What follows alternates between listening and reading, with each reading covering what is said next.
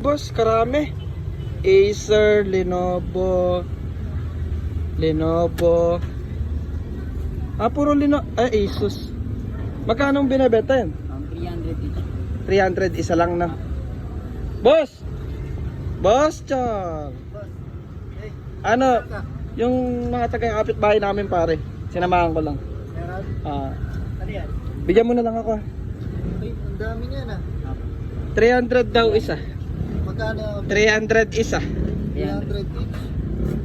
Dami Lenovo, puro branded siya. Acer, Lenovo, Asus, Lenovo. 300 isa. Gumagana ba balak to?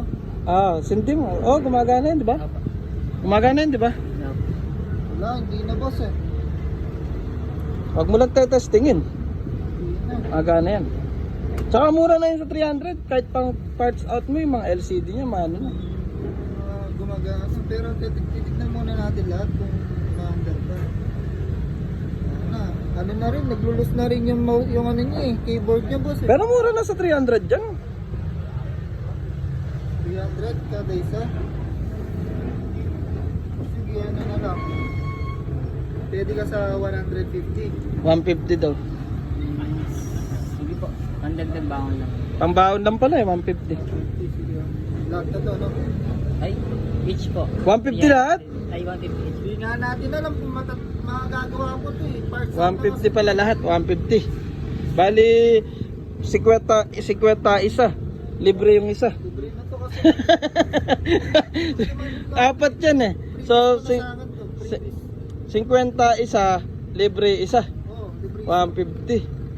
Ito yung tatlo na to, tig 150, tig 50, bali 150. Tumubo ka na, lugi pa siya. Tumubo ka na, lugi pa siya. Hindi, ganyan talaga boss kasi hindi naman natin alam kung magagana pa ito eh. Sugal yung 50 na. Isusugal ko na to. 50 sugal? Oo, isusugal ko na siya boss kasi 50. hindi natin alam kung magagawa 50 isa, 150. Pero kung magawa naman siya, dadagdag natin na 50. 50 isa, 150 apat. Oo.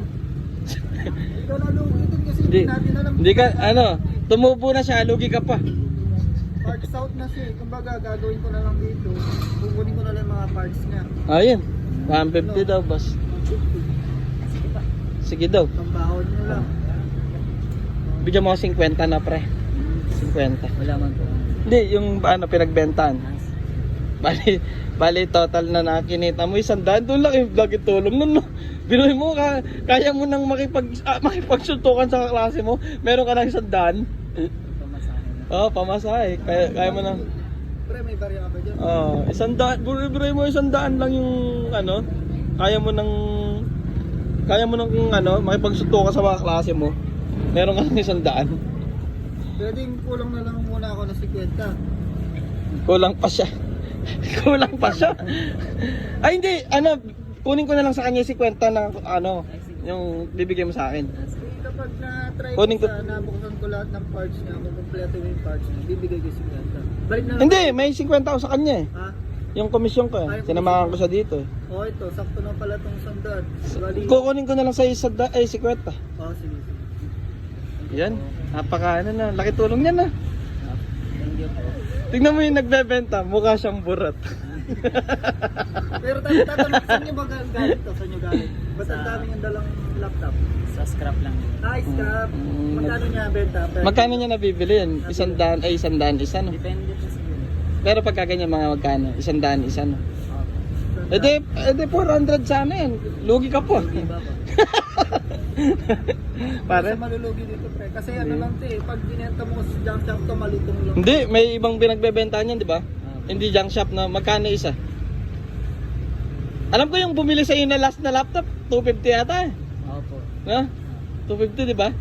Alam ko kasi itong pare ko na to, gumagawa siya ng laptop tapos pinamimigay niya lang sa mahirap. Yan, example yan, nagawa yan. Narito, Pamimigay niya lang. itong laptop mini na to Acer, pag nagawa ko to, bibigay ko dun sa nangangailangan. Yung willing talaga mag-aral na maayos. Oo.